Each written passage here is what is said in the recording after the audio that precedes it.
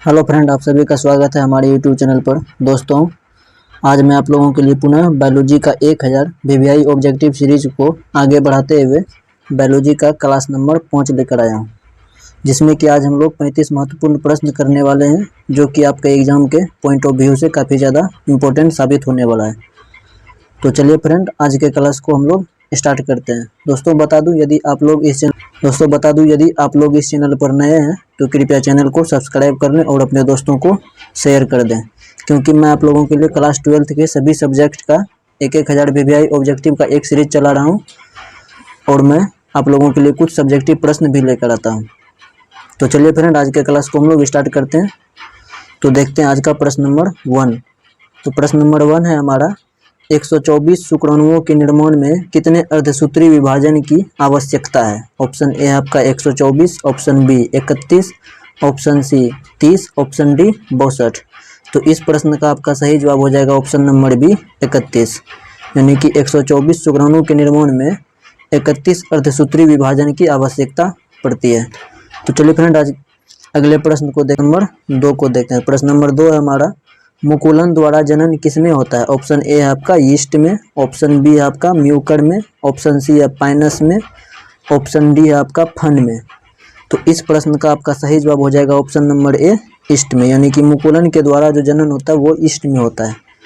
तो चलिए फ्रेंड, हम लोग अगले प्रश्न नंबर 3 को देखते हैं। प्रश्न नंबर 3 है हमारा, ऋतुस्राव चक्र किसमें होता है? ऑप्शन ए है आपका मनुष्य में, ऑप्शन बी बंदर में, ऑप्शन सी चिंपैंजी में, ऑप्शन डी इन सभी में। तो इस प्रश्न का आपका सही जवाब हो जाएगा ऑप्शन नंबर डी इन सभी में, यानी कि ऋतुस्राव चक्र जो है वो मनुष्य में भी होता है, बंदर में भी होता है और चिंपैंजी में भी होता है। तो चलिए फ्रेंड, हम लोग अगले प्रश्न नंबर 4 को देखते हैं। तो प्रश्न नंबर 4 है हमारा, निम्न में से किसमें बाह्य निषेचन होता है? ऑप्शन ए आपका मेढक में, ऑप्शन बी हिरन, ऑप्शन सी मनुष्य, ऑप्शन डी घोंघा। तो इस प्रश्न का आपका सही जवाब हो जाएगा ऑप्शन नंबर ए मेढक, यानी कि मेढक में बाह्य निषेचन होता है। तो चलिए फ्रेंड, हम लोग अगले प्रश्न नंबर 5 है हमारा, शरीर के बाहर होने वाले निषेचन को क्या कहते हैं? ऑप्शन ए आपका in vitro, option B in vivo, option C A और बी दोनों, ऑप्शन डी इनमें से कोई नहीं। तो इस प्रश्न का आपका सही जवाब हो जाएगा option number A in vitro, यानी कि शरीर के बाहर जो होने वाला निषेचन है उसको इन विट्रो कहते हैं। तो चलिए फ्रेंड, हम लोग अगले प्रश्न नंबर 6 को देखते हैं। तो प्रश्न नंबर 6 है हमारा, भ्रूणपोष का क्या कार्य है? ऑप्शन ए आपका भ्रूण बनाना, ऑप्शन सी भ्रूण को पोषण देना, ऑप्शन सी लिंग का निर्धारण करना, ऑप्शन डी इनमें से सभी। तो इस प्रश्न का सही जवाब हो जाएगा आपका ऑप्शन नंबर बी, यानी कि भ्रूण को पोषण देना, यानी कि भ्रूणपोष का यही कार्य होता है कि भ्रूण को पराग भित्ति होती है। ऑप्शन ए एक स्तरीय, ऑप्शन बी द्विस्तरीय, ऑप्शन सी त्रिस्तरीय, ऑप्शन डी कई स्तरीय। तो इस प्रश्न का आपका सही जवाब हो जाएगा ऑप्शन नंबर बी द्विस्तरीय, यानी कि पराग भित्ति जो होती है वह द्विस्तरीय होती है। तो चलिए फ्रेंड, हम लोग अगले प्रश्न नंबर 8 को देखते हैं। प्रश्न नंबर 8 है हमारा,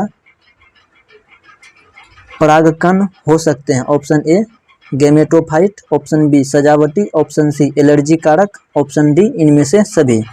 तो इस प्रश्न का आपका सही जवाब हो जाएगा ऑप्शन नंबर सी एलर्जी कारक, यानी कि परागकण जो है आपका वो एलर्जी कारक भी हो सकता है। तो चलिए फ्रेंड, हम लोग अगले प्रश्न नंबर 9 को देखते हैं। प्रश्न नंबर 9 है हमारा, वायु परागित पुष्प सामान्यतः होते हैं? ऑप्शन ए आकर्षक, ऑप्शन बी छोटे, ऑप्शन सी रंगहीन, ऑप्शन डी बी और सी दोनों। तो इस प्रश्न का आपका सही जवाब हो जाएगा ऑप्शन नंबर डी, यानी कि बी तथा सी दोनों, यानी कि वह छोटा भी होता है और रंगहीन भी होता है।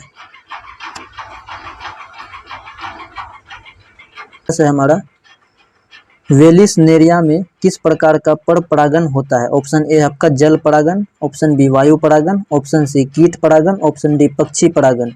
तो इस प्रश्न का आपका सही जवाब हो जाएगा ऑप्शन नंबर ए जल परागन, यानी कि वेलिसनेरिया में जो है आपका जल परागन होता है। तो चलिए फ्रेंड, हम लोग अगले प्रश्न नंबर 11 को देखते हैं। प्रश्न नंबर 11 है हमारा, बीजांड विकसित होकर क्या बनाता है? ऑप्शन ए फल, option B full, option C बीज, ऑप्शन डी बीजपत्र। तो इस प्रश्न का आपका सही जवाब हो जाएगा ऑप्शन नंबर सी बीज, यानी कि बीजांड जो है आपका विकसित होकर के बीज बनाता है। तो चलिए फ्रेंड, हम लोग अगले प्रश्न नंबर 12 को देखते हैं। प्रश्न नंबर 12 है हमारा, एनाट्रोपस बीजांड होता है? ऑप्शन ए सीधा, ऑप्शन बी उल्टा, ऑप्शन सी टेढ़ा, ऑप्शन डी इनमें से कोई नहीं। तो इस प्रश्न का आपका सही जवाब हो जाएगा ऑप्शन नंबर बी उल्टा, यानी कि एनाटोपस बीजांड जो है वो आपका उल्टा होता है। तो चलिए फ्रेंड हम लोग अगले प्रश्न नंबर 13 को देखते हैं। प्रश्न नंबर 13 है हमारा, अनुअम्लीय परागन वाले पौधों में निश्चित रूप से होता है। ऑप्शन ए स्वपरागन, ऑप्शन बी परपरागन, ऑप्शन सी ए और बी दोनों, ऑप्शन डी इनमें से कोई नहीं। तो इस प्रश्न का आपका सही जवाब हो जाएगा ऑप्शन नंबर ए स्वपरागन, यानी कि अनुअम्लीय परागन वाले पौधे में निश्चित रूप से स्वपरागन होता है। तो चलिए फ्रेंड हम लोग अगले प्रश्न नंबर 14 को देखते हैं। प्रश्न नंबर 14 हमारा, ग्रेफियन पुटिका पाई जाती है। ऑप्शन ए है आपका स्तनियों के विरेचन में, ऑप्शन बी मेढक के अंडाशय में, ऑप्शन सी तिलचट्टा के अंडाशय में, ऑप्शन डी स्तनियों के अंडाशय में। तो इस प्रश्न का आपका सही जवाब हो जाएगा ऑप्शन नंबर डी स्तनियों के अंडाशय में, यानी कि ग्रेफियन पुटिका जो है आपका वो स्तनियों के अंडाशय में पाई जाती है। तो चलिए फ्रेंड हम लोग अगले प्रश्न नंबर 15 को देखते हैं। प्रश्न नंबर 15 हमारा, नर हार्मोन की उत्पत्ति कहाँ से होती है। ऑप्शन ए आपका अंडाशय से, ऑप्शन बी शुक्राणु से, ऑप्शन सी वृषण से, ऑप्शन डी वृक्क से। तो इस प्रश्न का आपका सही जवाब हो जाएगा ऑप्शन नंबर सी वृषण से, यानी कि नर हार्मोन का जो उत्पत्ति होता है वो आपका वृषण से होता है। तो चलिए फ्रेंड हम लोग अगले प्रश्न नंबर 16 को देखते हैं। प्रश्न नंबर 16 हमारा, इनमें से कौन सी तकनीक पात्र निषेचन के अंतर्गत नहीं आती है। ऑप्शन ए आपका अंतः कोशिकीय शुक्राणु निक्षेपण, ऑप्शन बी अंतः गर्भाशय वीर्य सेचन, ऑप्शन सी आपका भ्रूण स्थानांतरण, ऑप्शन डी आपका अंतः गर्भाशयी युक्ति। तो इस प्रश्न का आपका सही जवाब हो जाएगा ऑप्शन नंबर डी अंतः गर्भाशयी युक्ति। तो चलिए फ्रेंड हम लोग अगले प्रश्न नंबर 17 को देखते हैं। प्रश्न नंबर 17 हमारा, भारत में प्रथम जनगणना प्रारंभ हुई थी। ऑप्शन ए आपका 1851 में, ऑप्शन बी 1891 में, ऑप्शन सी 1921 में, ऑप्शन डी 1951 में। तो इस प्रश्न का आपका सही जवाब हो जाएगा ऑप्शन नंबर बी 1891 में, यानी कि भारत में जो सर्वप्रथम जनगणना प्रारंभ हुआ था वो 1891 में प्रारंभ हुआ था। तो चलिए फ्रेंड हम लोग अगले प्रश्न नंबर 18 को देखते हैं। प्रश्न नंबर 18 है हमारा, सहेली क्या है। ऑप्शन ए है आपका गर्भाधारण की मुख्य गोली, ऑप्शन बी है आपका नॉन स्टेरॉयडल गोली, ऑप्शन सी है आपका मानव मादा के लिए मुख्य गर्भ निरोधक, ऑप्शन डी आपका बी तथा सी दोनों। तो इस प्रश्न का आपका सही जवाब हो जाएगा ऑप्शन नंबर डी बी तथा सी दोनों, यानी कि सहेली जो है आपका वो नॉन स्टेरॉयडल गोली भी है और मानव मादा के लिए मुख्य गर्भ निरोधक भी है। तो चलिए फ्रेंड हम लोग अगले प्रश्न नंबर 19 को देखते हैं। प्रश्न नंबर 19 है हमारा, प्रखनली शिशु एक तकनीकी है जिसमें ऑप्शन ए आपका अंडवाहिनी से युग्मनज लेकर संवर्धित किया जाता है, फिर इसे रोपित करते हैं, ऑप्शन बी है आपका अंडाणु लेकर फिर इसे निषेचित कराकर रोपित करते हैं, ऑप्शन सी है आपका शुक्राणु एवं अंडाणु का संलयन होता है और युग्मनज का विकास प्रखनली में होता है, ऑप्शन डी आपका उपयुक्त में से कोई नहीं। तो इस प्रश्न का आपका सही जवाब हो जाएगा ऑप्शन नंबर बी, यानी कि अंडाणु लेकर फिर इसे निषेचित कराकर रोपित करते हैं। तो चलिए फ्रेंड हम लोग अगले प्रश्न नंबर 20 को देखते हैं। प्रश्न नंबर 20 है हमारा, कौन सी तकनीकी पुरुषों से संबंधित है। ऑप्शन ए है आपका मुखीय गोली, ऑप्शन बी है आपका ट्यूबेक्टोमी, ऑप्शन सी है आपका वासेक्टोमी, ऑप्शन डी है आपका इनमें से कोई नहीं। तो इस प्रश्न का आपका सही जवाब हो जाएगा ऑप्शन नंबर सी वासेक्टोमी, यानी कि वासेक्टोमी जो तकनीक है ये हमारा पुरुषों से संबंधित है। तो चलिए फ्रेंड हम लोग अगले प्रश्न नंबर 21 को देखते हैं। प्रश्न नंबर 21 है हमारा, एक सामान्य दृष्टि वाले महिला जिसके पिता वर्णांध हैं उसकी शादी एक सामान्य दृष्टि वाले पुरुष से होती है, तब उससे होने वाले पुत्र एवं पुत्री में वर्णांधता की संभावना इनमें से क्या होगी। ऑप्शन ए आपका 25% वर्णांध पुत्र एवं लक्षण प्रारूपी सभी साधारण दृष्टि वाली पुत्री, ऑप्शन बी 50% वर्णांध पुत्र एवं 50% सामान्य दृष्टि वाली पुत्री, ऑप्शन सी है आपका 50% वर्णांध पुत्र एवं 50% वर्णांध पुत्री, ऑप्शन डी है आपका सभी पुत्र सामान्य दृष्टि वाले एवं वर्णांध पुत्री। तो इस प्रश्न का आपका सही जवाब हो जाएगा ऑप्शन नंबर ए, यानी कि 25% वर्णांध पुत्र एवं लक्षण प्रारूपी सभी साधारण दृष्टि वाली पुत्री। तो चलिए फ्रेंड हम लोग अगले प्रश्न नंबर 22 को देखते हैं। प्रश्न नंबर 22 है हमारा, मेंडल ने कार्य किया। ऑप्शन ए आपका खाद्य मटर पर, ऑप्शन बी जंगली मटर पर, ऑप्शन सी उद्यान मटर पर, ऑप्शन डी इनमें से कोई नहीं। तो इस प्रश्न का आपका सही जवाब हो जाएगा ऑप्शन नंबर सी उद्यान मटर पर। तो चलिए फ्रेंड हम लोग अगले प्रश्न नंबर 23 को देखते हैं। प्रश्न नंबर 23 है हमारा, क्रॉसिंग ओवर किस अवस्था में होता है। ऑप्शन ए आपका लेप्टिटिन, ऑप्शन बी है आपका साइटोकाइनेसिस, ऑप्शन सी आपका पैक्टिन, ऑप्शन डी आपका डाइकाइनेसिस। तो इस प्रश्न का आपका सही जवाब हो जाएगा ऑप्शन नंबर सी पैक्टिन। तो चलिए फ्रेंड हम लोग अगले प्रश्न नंबर 24 को देखते हैं। प्रश्न नंबर 24 है हमारा, ट्रिटिकम एक्टिवम क्या है। ऑप्शन ए आपका triploid, option B tetraploid, option C hexaploid, option D diploid. तो इस प्रश्न का आपका सही जवाब हो जाएगा ऑप्शन नंबर सी यानी कि हेक्साप्लोइड।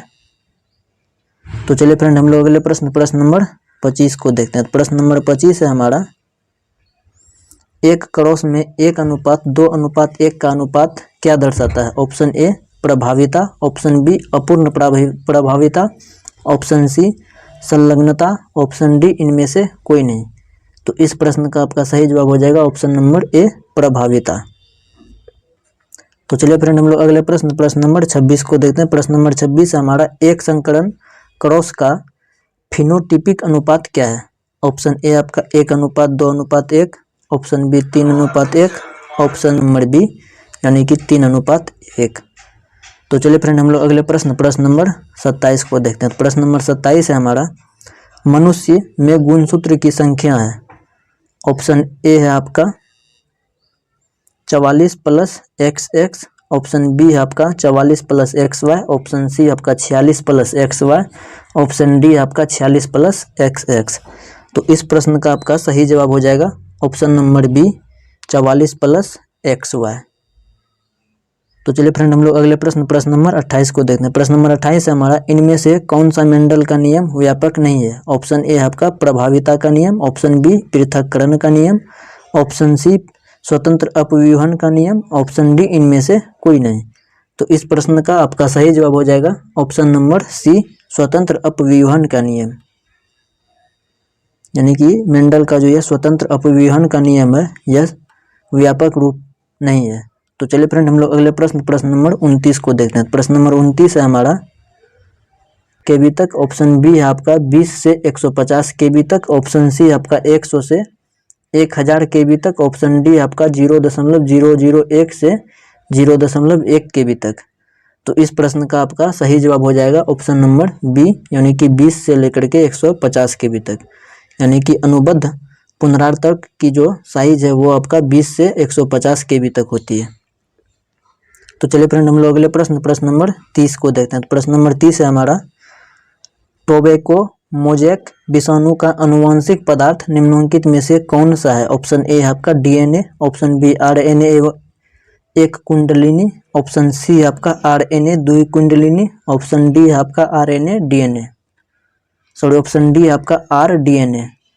तो इस प्रश्न का आपका सही जवाब हो जाएगा ऑप्शन नंबर बी RNA एक कुंडलिनी। तो चलिए फ्रेंड हम लोग अगले प्रश्न नंबर 31 को देखते हैं। प्रश्न नंबर 31 है हमारा,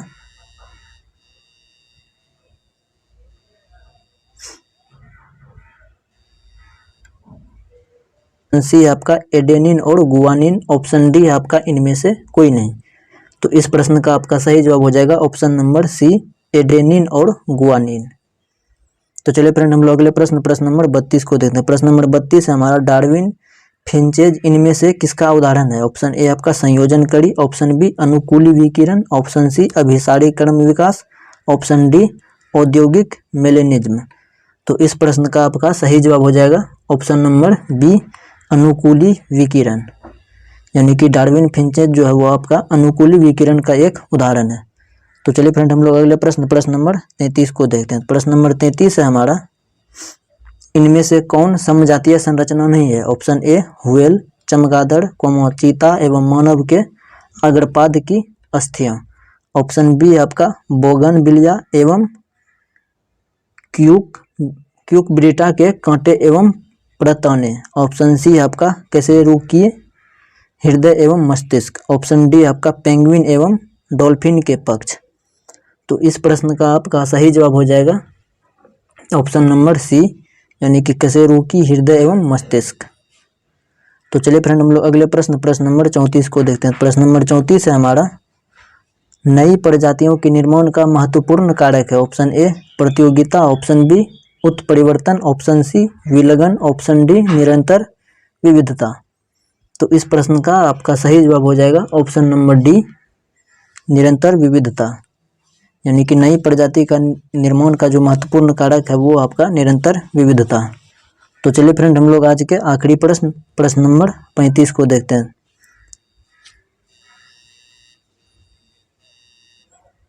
तो चलिए फ्रेंड हम लोग आज के आखिरी प्रश्न नंबर 35 को देखते हैं। प्रश्न नंबर 35 है हमारा, तंबाकू के सेवन एक रक्त में स्राव। ऑप्शन बी आपका व्यक्ति के रक्तचाप तथा हृदय स्पंदन की दर में एकाएक वृद्धि।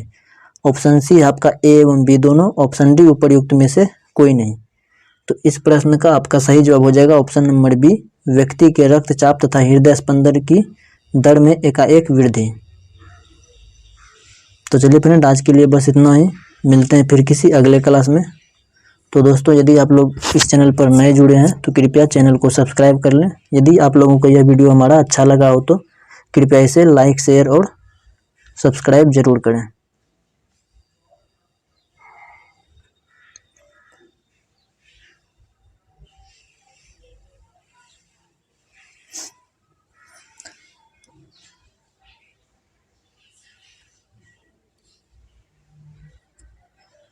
तो चलिए एग्जाम के पॉइंट ऑफ व्यू से काफ़ी ज़्यादा इम्पोर्टेंट वीडियो है, तो जो लोग उस वीडियो को नहीं देखे हैं वो जाकर के कृपया देख लें, क्योंकि वो आपके एग्जाम के लिए काफ़ी ज़्यादा इम्पोर्टेंट है। तो चलिए फ्रेंड आज के लिए बस इतना ही।